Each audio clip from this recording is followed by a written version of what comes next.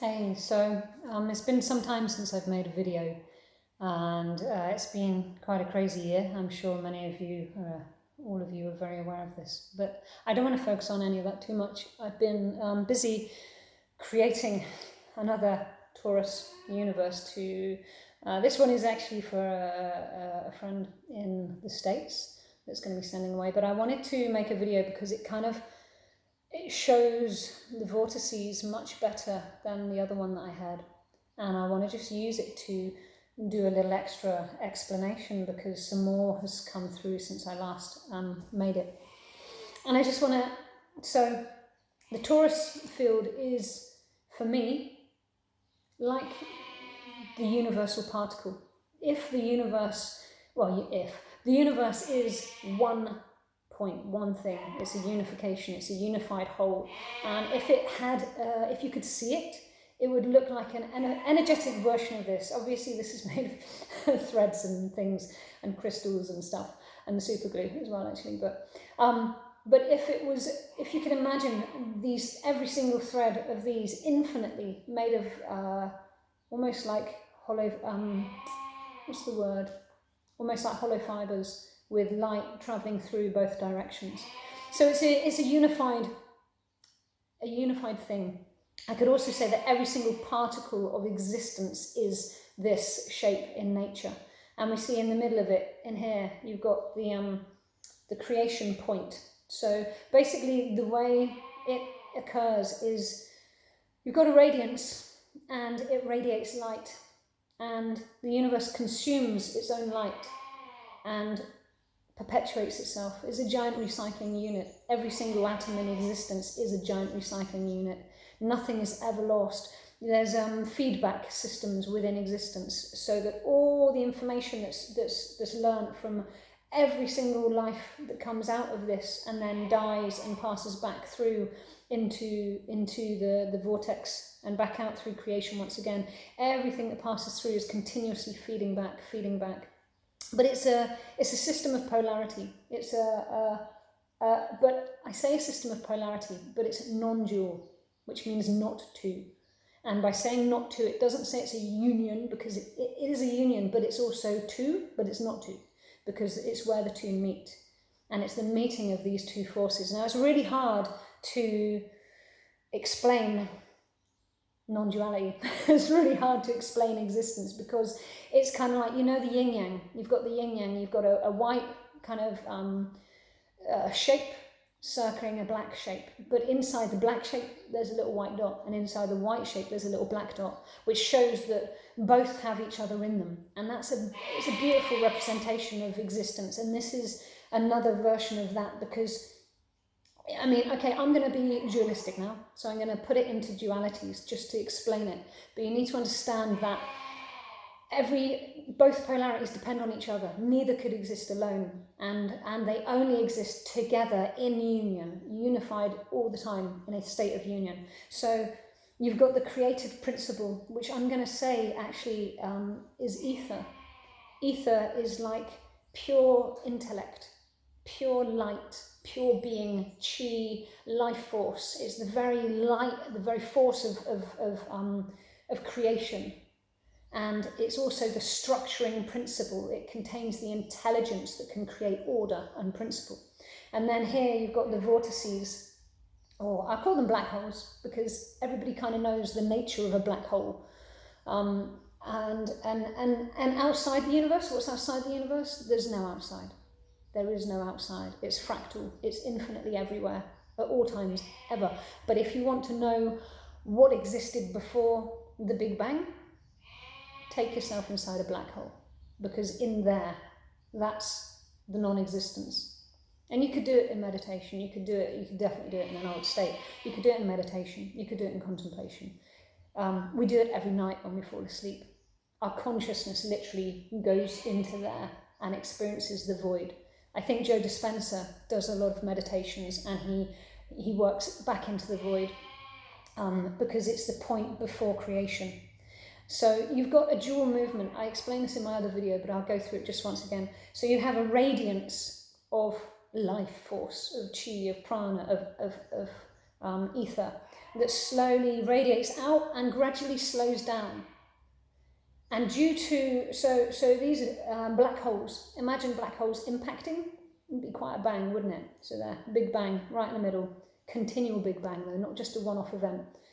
So we've got a big bang that's continuously feeding because it's continuously radiating. But we're kind of like, we're probably out here in the red zone, about 13.4 billion years away from that on a universal scale, on a macrocosmic scale. So we would be out here in the physical aspect of creation where light slows down to the point of solidifying. So physical matter is just dense light, basically. And then at the point of death, you reach the event horizon of the black hole, and then consciousness, freed of the body, freed of the intelligence, the brightness, the awareness, the life force, and collapses back in on itself and goes through a process of density of and if you imagined travelling in through a black hole, shame about these bits here, but you have to pretend they're not there. If you imagine going into a black hole, I sometimes wonder if when people say they see a light at the end of the tunnel, whether that is the tunnel that they're going down, their consciousness, because this, so when something explodes, when there's an explosion, you've got the explosion that goes out, but you've got a backdraft that goes up and down. So coming out of this black hole, coming out of this vortex, you have a backdraft continuously travelling. Now this backdraft, the nature of this energy, this gravity wave, it could be magnetism, I'm not sure. This is if this was electricity, this could be magnetism. Could also be gravity, seeing as they call them gravity waves, but it's also the nature of the witness, it's consciousness, it's the seer. So I would say, please don't get me wrong, when I use the word masculine and feminine, I'm not talking about men and women, I'm talking about masculine principles, feminine principles. We all contain both. I've got quite a lot of masculine and an amount of feminine as well, obviously. My form is feminine, but my nature is quite masculine.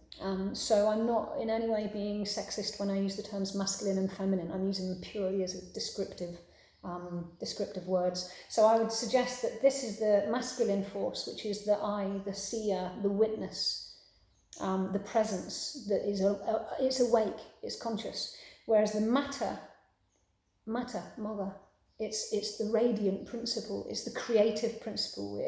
You could swap them over, because I know in some traditions the black, the darkness is matter, the darkness is the feminine principle, and the light is the light is the Christ consciousness, the light of God. But for the sake of the way this works, creation starts here. And also the interesting thing is that light is matter, ether is matter. So light and matter have always been kind of like more compared to something heavy and dense, but that's only because we're up here. We're up in the red spectrum where it's at its densest point. But if you go right into the center, just before the point of creation, you would have the most refined matter. You know, like you imagine the angels and beings in light bodies, guides, spirits, whatever, they've all got forms. So they've got energy, they've got physical vehicles, but they're not physical as in like what we're used to with this. They're physical as in they're made of light. So, but you've got a dual flow. So the gravity waves are the force of consciousness coming out this way and travelling in towards the light. And then you've got the conscious principle of physical existence, of matter, travelling out towards death and darkness and the end. So existence is this continual interaction, this continual, one cannot exist without the other. It's like suggesting that if there were no women on the planet, men could carry on. They couldn't. If there were no men on the planet, women couldn't carry on. We're absolutely entangled with the polarities. They need each other. They're essential for each other. And so this is it's a holistic system. It's the whole thing. So it's trying to get out of this mindset of good and bad, right and wrong, light and dark, man and woman. It's like life is composed of the union of all dualities. And it's in the union, it's in the meeting place that life takes place. So if you imagine these two energies, this one moving out from source and into the darkness, and consciousness moving from darkness towards the light. They're continuously passing through each other, and at every point, it's like they're flickering, they're meeting. Each time they meet, there's one life, next life. One moment, next moment. One day, next day. You see the repeating pattern. It's all fractal. So the fractal of existence, if you want to know how something works, look at it and see how its cycle works, and you'll see the same cycle on a macrocosm down to microcosm. So whereas this is the entire, so you could have a galaxy, a spiral galaxy, spiraling out this way on the horizontal plane here, spiraling out, and or you could simply have nucleus, protons and electrons spinning around the nucleus. It's a holistic system. We also have a torus field around us. We have magnetic field around the Earth. There's so this is double torus. This is a double torus where you have it coming in. There's one torus is here and another torus is here, because usually a torus field, it kind of travels in and out and in and out. So it's got this shape. Whereas the double torus is almost like two sitting on top of each other. And this is two. It's that the two, but there's not two. There's one. Do you get it? So there's the non-duality. So it's the meeting point. Life takes place where the two meet. What happens when a man and a woman comes together, life is created. It's the meeting place of the two poles. I won't get into Adam and Eve stuff because that can be a bit heated and a bit long-winded. But I just wanted to bring this in and create a new video, just bringing it, because again, it's about, there's choice, free will or divine will. There's all these polarities, and I would always say with free will and choice and divine will. Okay, the divine will is consciousness always heads towards the light. Divine will, life, whatever is born, will always end and will always die. But free will is that in each meeting place, in each moment where life is happening, every moment, every day, in the small, in the moment, in the now, there are choices. And we can be pulled by, we can be on a timeline. There's been a lot of talk of timelines lately, and I wanted to touch on this because it's something that I've been comprehending a lot easier. I think some of you may have watched my prophecy video, but timelines, it's like right now, I can be on a timeline. And at this future point of the timeline, there could be an event, maybe a good event, maybe a good, bad to my liking. Maybe I've been drug trafficking, and at this future event in a few days' time, I'm going to try and traffic a load of heroin out of Thailand, say. And this future event is me getting caught in the airplane and getting sent to prison for 12 years and living hell for the next period of time in my life. So if I were online with that, if I'd been doing that kind of nonsense and I was heading in line to that, this future point sends ripples back. The future impacts the present as much as the past does, but we haven't been trained to see. We don't know how to recognize these omens. It's not something our culture even has contemplated as possible. But from what I understand, it's the way time works. It works. It's continuously meeting in this, again, point. It's like the one whole cycle of that is a whole time cycle. But we think that it's only now, as our consciousness moves towards the light and as our physical bodies move towards their death. So the timelines, again, they're flicking. We have moments of choice. I can impact that future event if I make a certain choice now, in the here and now. So if I feel the negative energy coming from this future event, I recognize the signs. There are always signs. There are always omens, and I go, I have a very bad feeling about this. I'm going to change. I can't do it. I throw the stuff in the bin and I walk away. Then I change timeline. I've just changed timeline. Okay, so same for something very beautiful. I had an experience when I was shown how that works, and it was the most powerful experience of my entire life. Somebody prophesized it to me 2 months before it happened, and then when I was in the experience, it showed itself to me. It showed me, it pulled up memories of of its approach. I saw like lines of books I'd been reading that were highlighted, conversations I'd had with people that stood out and that had a different quality about them, a shadow that I caught at the corner of my eye that had something strange about it. All of these things were ripples from the future moment that I was heading towards. And I was heading towards it because I'd done a heck of a lot of practice of seeking, of longing, I put a lot of energy and a lot of intention and wish to awaken, and it was an awakening type of experience, and it was quite massive. It was the biggest one I've ever had, and it had ripples as I was coming towards it, and when I was in it I was able to see those ripples. Now I can feel it much more clearly. So, and you can literally feel shifting timelines. If you start acting like an asshole and you start treating people badly, you could feel where it's heading, where it's taking you, and it generally gets worse. It generally creates more problems for you, your life.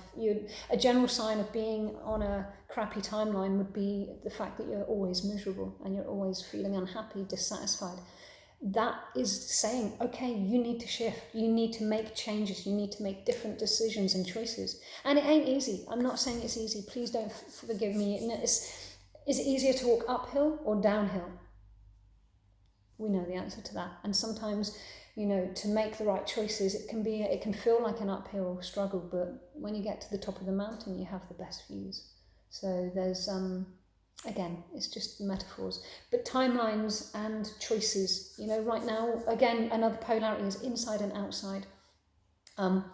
We always feel helpless. We can't change the outside. We can't impact the outside. We can't stop this madness from happening. No, but you can affect how you respond to it internally. And your heart, your center is this. This is the center of your torus field is here, and possibly the solar plexus, depending on where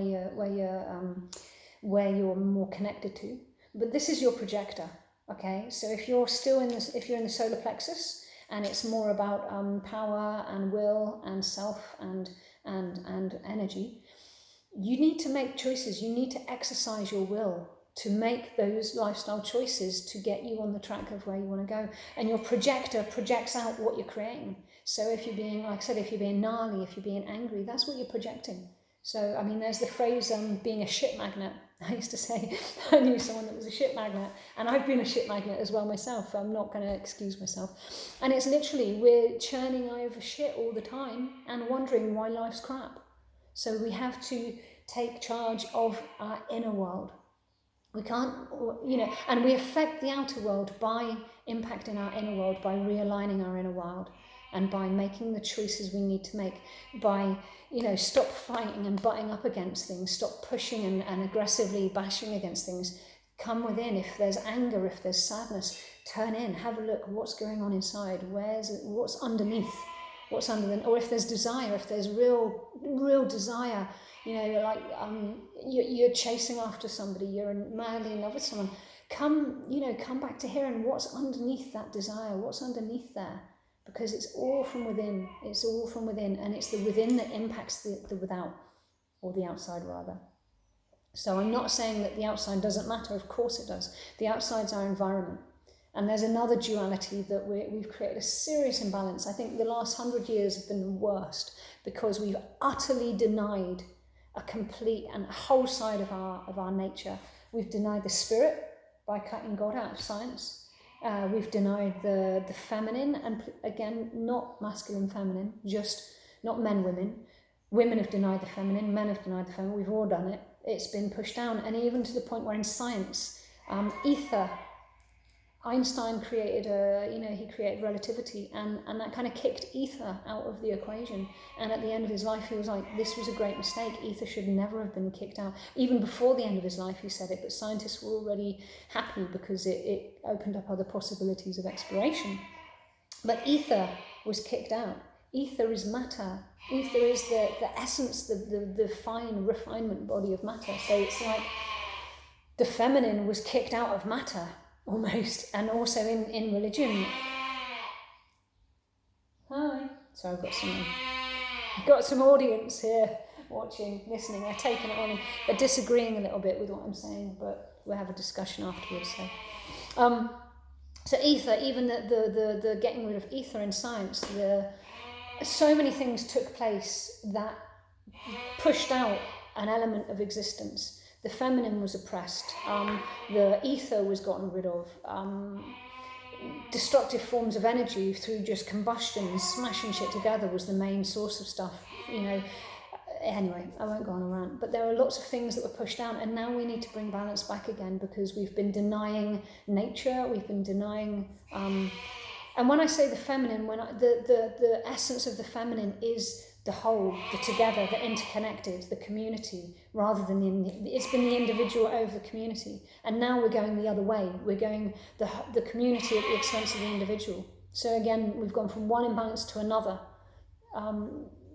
Yeah, I could say more on that, but I know I'll get in trouble, so I keep my mouth shut for now. Anyway, so yes, so choice. The within affects the outside. And there's a lot of desperation and helplessness right now about what's going on out there. But come here, find fearlessness. A tender fearlessness is what's needed right now. I feel absolutely at peace with what's taking place. I'm very fortunate. I admit I'm fortunate because of my circumstances that have come about by lifestyle choices, because I felt this coming. And again, we need to pay attention. We need to listen. We need to be quieter inside so that we can be aware of what's taking place inside and outside, so that we can find balance, because it's all about the unification of the polarities, the unification of the masculine and the feminine, the together. It's not about women taking over. It's not about men carrying on. It's about men and women finding partnership and working together. It's about the masculine and the feminine coming together. It's not about women acting like men, which is what's happened in the past. But it's about the unification. It's about understanding the light and the dark aren't inherently good or bad. They're just qualities of polarities that exist, and we need to find peace with them. And we need to find balance with a lot of things. Anyway, I hope you enjoyed my little rant. So here's my latest Taurus field. This is for Joseph. I hope you're going to enjoy it, Joseph. And I'm in the process of making another two. Well, I'll make another one of these for myself, so I've got one, but I'm also making another two in the next period of time, that when they're complete, I should make a video to explain all three of them and how they all interrelate. So yeah, but it's there's the universe, the cosmic particle, the God particle, the entirety of all existence held within there, every single thing. And in each moment, every single moment, with the whole infinity of creation taking place in there, there's never the same thing happens twice. It's always different, always learning, always feeding back, because when something sheds its form, it feeds back through the black hole, feeds back continuously, radiating. Your divine inheritance is unavoidable, but how long you spend flapping about in the mud is also your choice. So yeah, let's raise ourselves up out of the mud. Let's start working together. Let's start bringing more understanding, more compassion, more love to each other. And yeah, a lot of people are having a really bad time right now. So gratitude for what you have got, gratitude for the blessings that we all have, and some serious amount of love and compassion to all the beings, all the people, human and non-human, that are really struggling right now. Here are prayers to all beings upon this earth to come together, to raise ourselves up together, to unify, and to create a thriving, beautiful planet, community. Okay, thank you. Bye-bye.